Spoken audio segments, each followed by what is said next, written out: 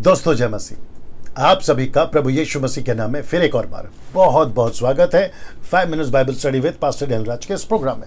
दोस्तों आशा करता हूं आप लोग खैरियत से हैं, सलामत हैं। मेरे यीशु मसीह ने आपको भला चंगा रखा है। नाउ मैं जानता हूं कि मेरी वीडियोस, मेरे प्रचार आप सभी लोग सुनते हैं, ना केवल सुनते हैं, दूसरों तक भी शेयर कर रहे हैं। मेरी रिक्वेस्ट है आप लोगों से, क्या कहते हैं, विनती है मेरी आप लोगों से, मेरे चैनल को सब्सक्राइब करने के लिए दूसरों को भी कहें। फ़ायदा ये होगा जैसे आप सीख रहे हैं, आप यीशु के नज़दीक आ रहे हैं, वे भी आएंगे। मेरा मकसद सोशल मीडिया से, यूट्यूब से पैसे कमाना नहीं है, ये बखूबी आप लोग जानते हैं। मेरा मकसद है कि उसका राज्य बढ़े, दैट्स इट। उसी वजह से मैं कह रहा हूँ, अगर आप प्रमोट कर सकते हैं ज़रूर करिए, दूसरों को इनकरेज कर सकते हैं वीडियो देखने के लिए, ज़रूर करिए। मैं चाहता हूँ पूरी दुनिया में मुझ जैसे 10% जो खरा संदेश, साउंड डॉक्ट्रिन जिसको कहते हैं, उसको लेके जो चल रहे हैं, ऐसे लोग ही परमेश्वर के राज्य में उन तक सही शिक्षा को लेकर पहुंचने पाए, और जो 90% गड़बड़ कर रहे हैं उनकी दुकानें बंद हो सके। ये मकसद है। चलिए दोस्तों, आज का विषय क्या है वो तो मैं बताऊंगा, लेकिन 2 स्लाइड पहले आपको दिखाता हूं। कौन सा है? ये वाला। सबसे पहला है ये। मेरे पेज को लाइक कर लीजिए दोस्तों, मैं यहाँ से लाइव आता हूँ। मेरे चैनल को सब्सक्राइब कर लीजिए, आइकन बेल दबा लीजिएगा, और जो अभी देख रहे हैं आप सबके लिए कहना चाहता हूँ, इसको प्लीज़ कर लीजिए। क्यों? क्योंकि आपको मेरे वीडियोस जब अपलोड होते हैं तो आप लोग उसको देख सकते हैं, नोटिफिकेशन आपको मिलती रहेगी। दूसरा है दोस्तों यह मसीह मंथन बैठक व्हाट्सएप ग्रुप। इसका मकसद क्या है, इसके पीछे कौन सी बातें हैं, क्यों स्टार्ट किया गया है, इसकी जो भी जांच है या जो भी जानना चाहते हैं, पहचानना चाहते हैं, समझना चाहते हैं, ये 4 नंबर पे आपको कॉल करना है। इसकी स्क्रीनशॉट ले लीजिएगा ताकि आपको कॉल करने में आसानी हो। सुबह 10 से रात को 9 बजे तक ही करना है, और अगर ये कॉल नहीं उठाते तो एक मैसेज ड्रॉप कर दीजिएगा, ये आपको कॉल बैक करेंगे ना। दोस्तों आते हैं आज का विषय पे। आज का विषय पहले आपको दिखा देता हूँ, और मैं वापस कहता हूँ बहुत बहुत ज़्यादा आपको इससे सीखने को मिलेगा। क्या है? ये वाला लिखा है, क्या अन्य भाषा में प्रार्थना करने से शैतान कंफ्यूज हो जाता है? जी, रिपीट करता हूं, क्या अन्य भाषा में प्रार्थना करने से शैतान कंफ्यूज हो जाता है? क्योंकि कुछ लोग ऐसा सिखा रहे हैं, कुछ ऐसे सेवक लोग ये प्रचार कर रहे हैं, और वो भी छोटे छोटे नहीं, बड़े बड़े सेवक, मेगा चर्चेस जिनके पास में लाख 2 लाख लोग आते हैं, ऐसे लोग नेशनली इंटरनेशनली सिखा रहे हैं कि अन्य भाषा में प्रार्थना करने से शैतान कंफ्यूज हो जाता है।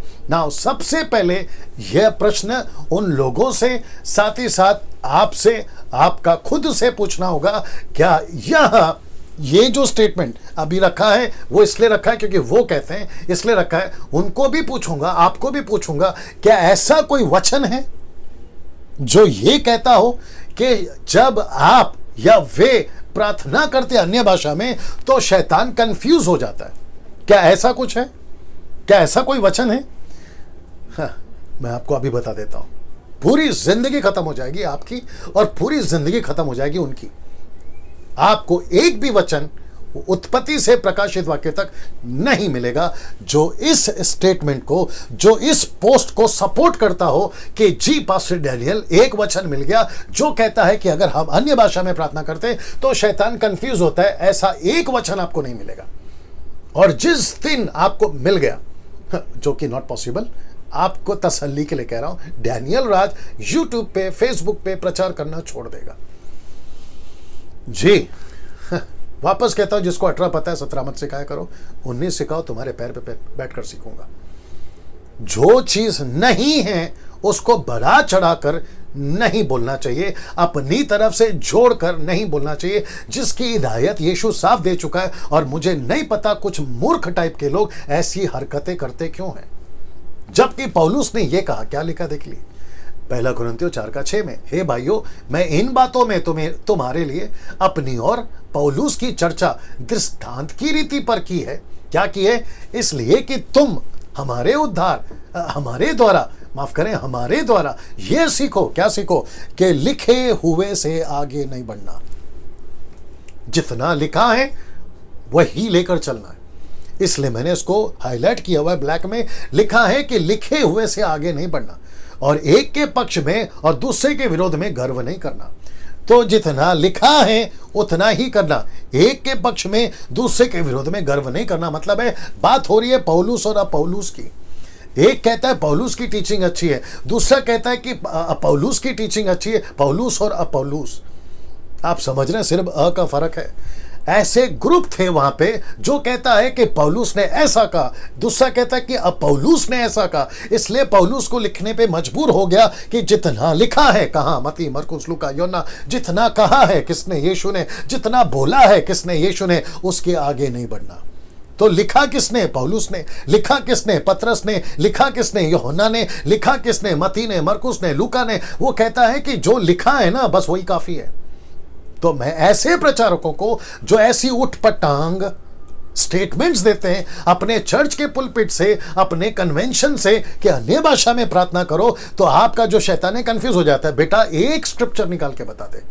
ऐसों को मैं कह रहा हूं एक स्क्रिप्चर निकाल के बता दे। देखिए जितने व्यूवर्स हैं ना अभी जो मुझे सुन रहे हैं, और साथ ही साथ जो उनके चेले चपाटे या जो उनको फॉलो करते हैं, मैं उनको भी कहना चाहता हूं कि किसी का भी, वो चाहे डैनियल राज भी क्यों ना हो, किसी का भी स्टेटमेंट सुनते हो ना तो एक बार पूछ लो, सर आपका स्टेटमेंट ठीक है लेकिन इसका सपोर्टिव स्क्रिप्चर कहां है?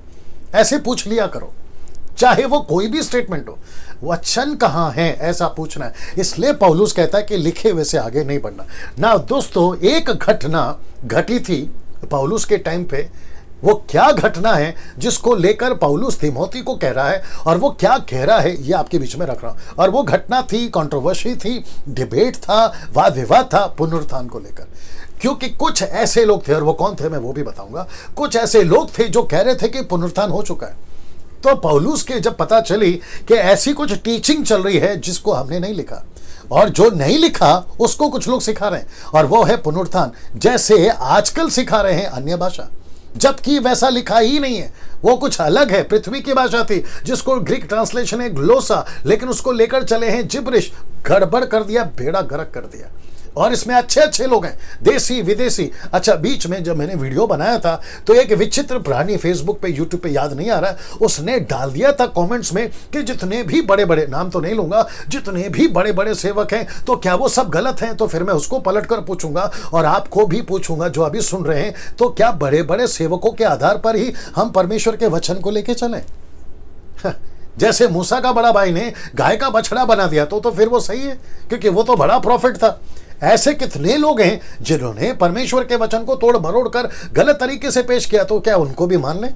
तो कभी किसी के स्टेटमेंट पर हम नहीं जा सकते। किसने क्या बोला, डैनियल राज ने क्या बोला, अलाने ने क्या बोला, फलाने ने क्या बोला, हमको नहीं चाहिए, लेकिन वचन क्या कहता है हमको वो चाहिए। तो एक घटना घटी थी, पुनरुत्थान हो चुका है, ऐसी टीचिंग दे रहे थे जैसे कि अन्य भाषा के आजकल दे रहे हैं। उसके वसीले से बताना चाहता हूं कि लिखे हुए से आगे नहीं बढ़ना, उसी के कॉन्सेप्ट में फिर आपको यह भी समझ में आ जाएगा कि अन्य भाषा क्या चीज है और ऐसे स्टेटमेंट क्या चीज होते हैं, वो समझ में आ जाएगा। आइए देखते हैं क्या लिखा है ना। वचन कौन सा है? दूसरा तिमोथी 2 का 15 से 19 तक में, 2 तिमोथी चैप्टर 2 वर्स 15 to 19। आइए देखते क्या लिखा है। लिखा है कि अपने आप को परमेश्वर का ग्रहण योग्य और ऐसा काम करने वाला ठहराने का प्रयत्न कर जो लज्जित ना होने पाए। किसको लिख रहा है? तिमोथी को। कौन लिख रहा है? पौलुस लिख रहा है। वो वार्निंग दे रहा है, डांट दे रहा है, या कह रहा है, समझा रहा है कि तेरी जो सेविकाई है उसको, तुझे उसको लेकर कभी लज्जित ना होना पड़े।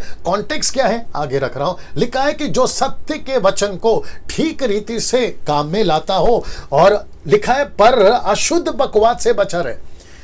अब आपको कॉन्टेक्स्ट समझाता हूं। देखो लिखता क्या है, लज्जित नहीं होना, अपनी सेविकाई को लेकर, अपने काम को लेकर जिस खेले तुझे ठहराया है उसमें लज्जित नहीं होना।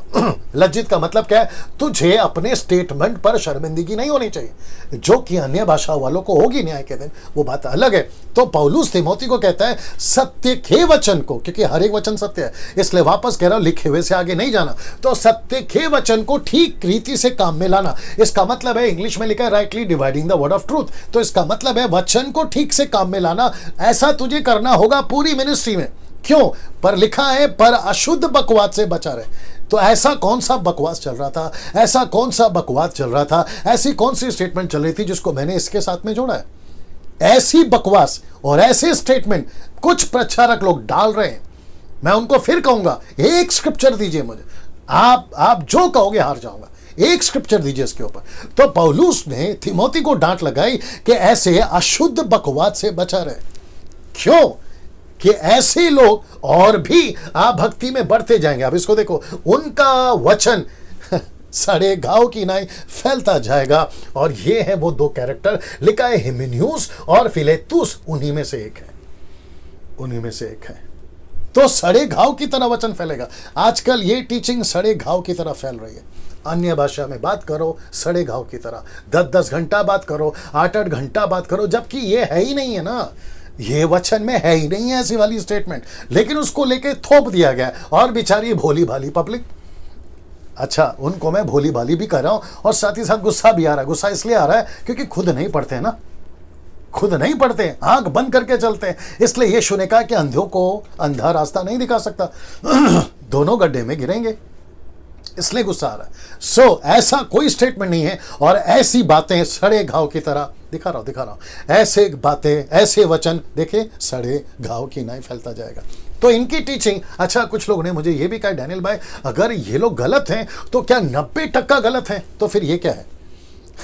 क्या लिखा है देखिए ना, लिखा है सड़े घाव की नाई फैलते जाएंगे, इनकी तादाद बहुत बड़ी होगी। देखो ना, ऐसे लोग और भी भक्ति में बढ़ते जाएंगे, और भी बढ़ेंगे। अभी तो 90% है ना, कल को 99 हो जाएंगे। लेकिन क्या है?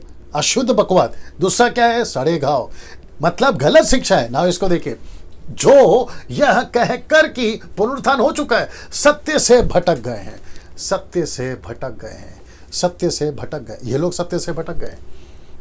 मैं वापस कहता हूं, बीच में मुझे किसी ने कहा, अब उसके साथ क्या करूं मुझे नहीं पता, आजकल तो मैं इग्नोर कर रहा हूं। वो कहावत है ना कि हाथी चले बाजार और कुत्ते भोके हजार, वो स्टेटमेंट लेके चल रहा हूं मैं।